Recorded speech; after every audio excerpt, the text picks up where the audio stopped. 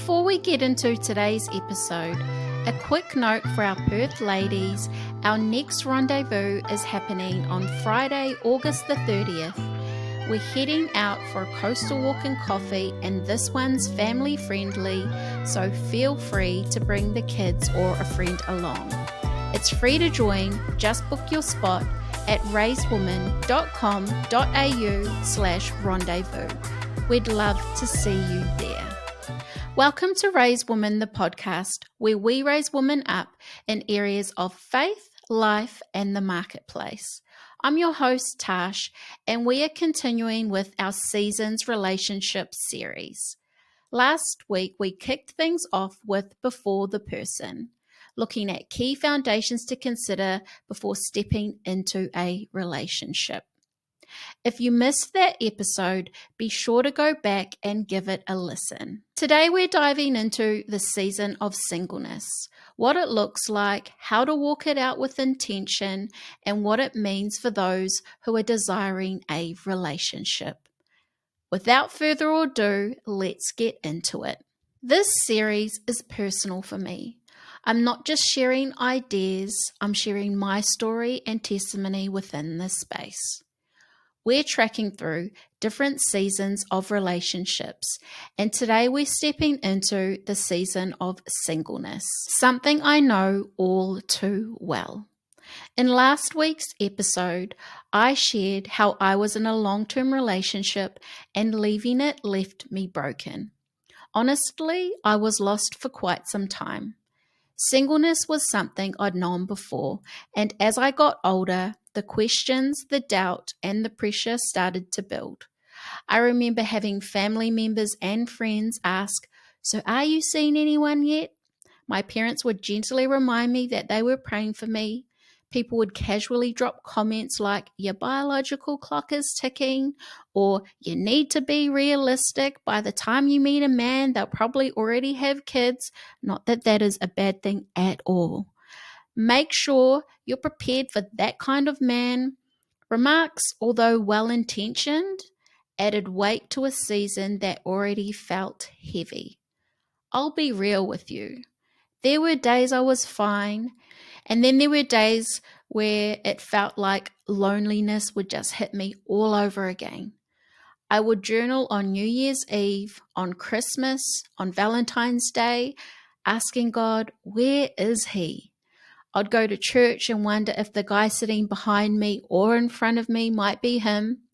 There was a mix of hope and heartbreak, peace and desperation. I was honestly doing my best to walk it out with faith, but it felt like a roller coaster. And here's one thing that used to really tick me off, and I've got to say it.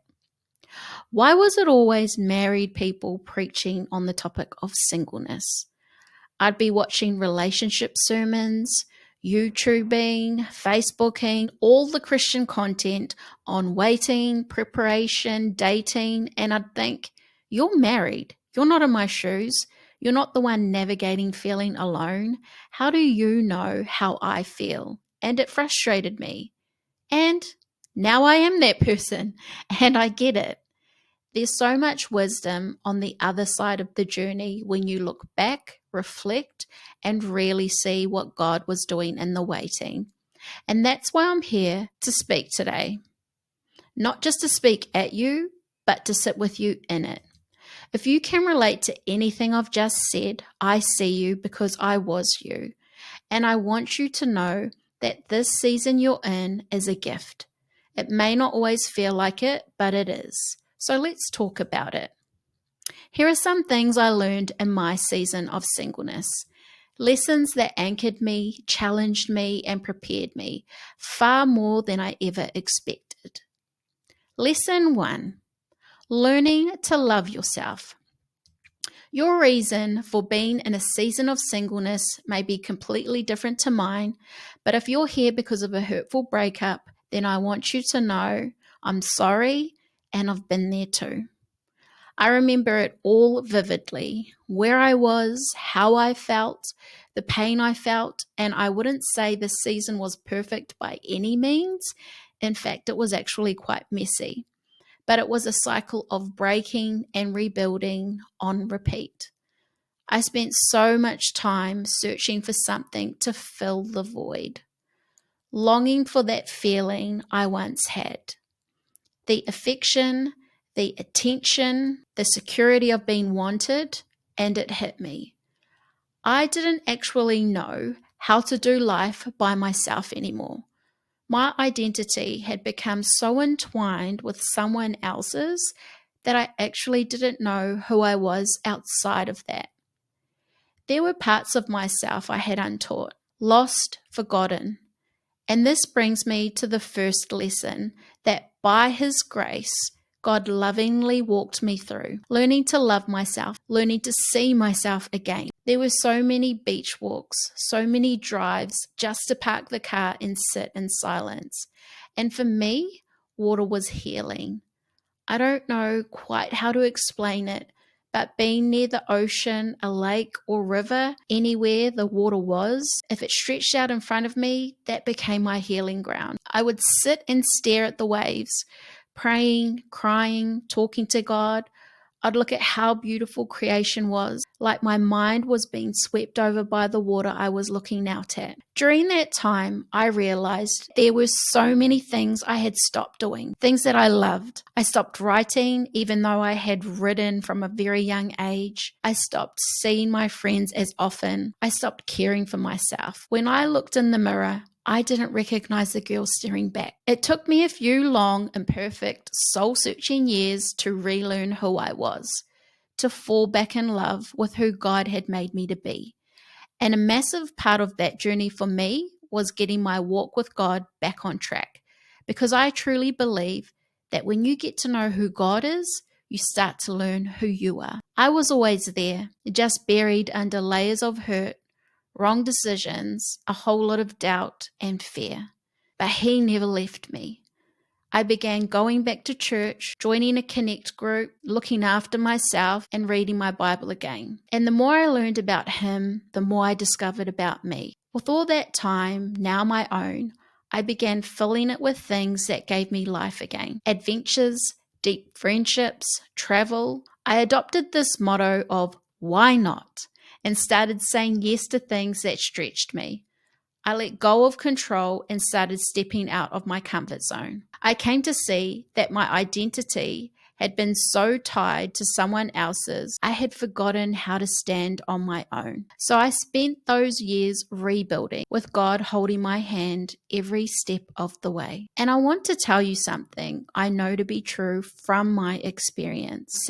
Even the imperfect, still healing, learning parts is one of the most freeing things you can do. So many people don't know what they love. They don't know what they like. Some people don't even know who they are. And many people jump straight back into a relationship, not healed and still broken. One of my biggest fears about being single and then getting into a relationship was that I'd lose the version of me I had fought so hard to become and learn again. I didn't want to lose her again, and thankfully in the season I am in now, I didn't need to. So wherever you're at, healing, hopeful, or somewhere in between, just know this. You are worth knowing. You are worth loving. You are worth discovering. And you don't have to wait for someone else to give yourself the permission to become that woman or man God already knows you are. Learn to love yourself. Do what you're passionate about and go on those adventures of learning what that looks like for you.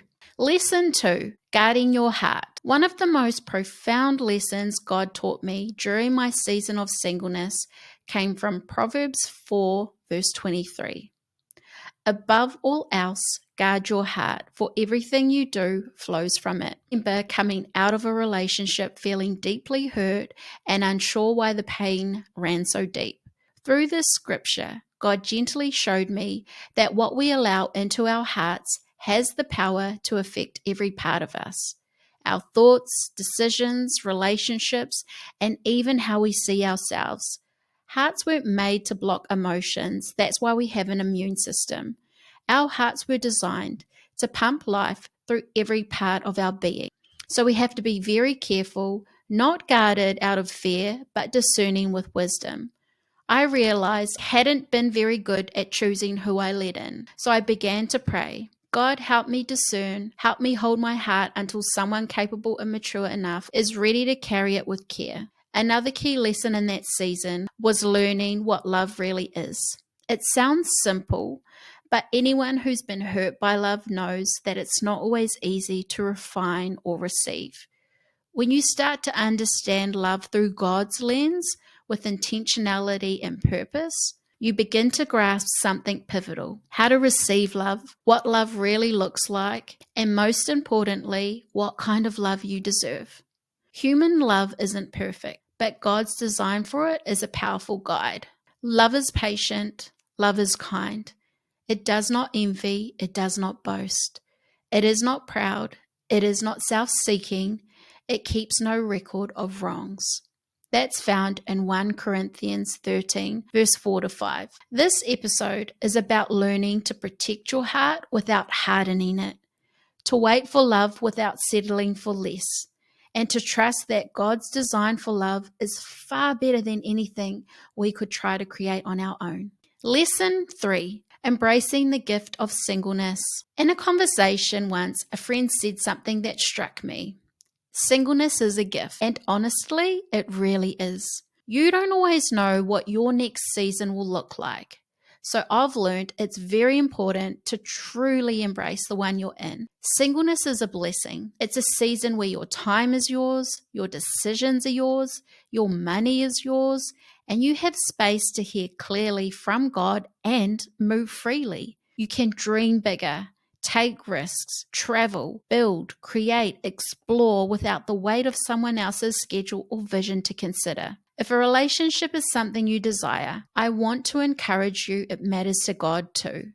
He created you. He knows your heart. He knows what's best for you and when. So instead of rushing ahead, ask Him, what do I need to be doing in this season that I'm not? What do I need to be building, creating, or preparing for?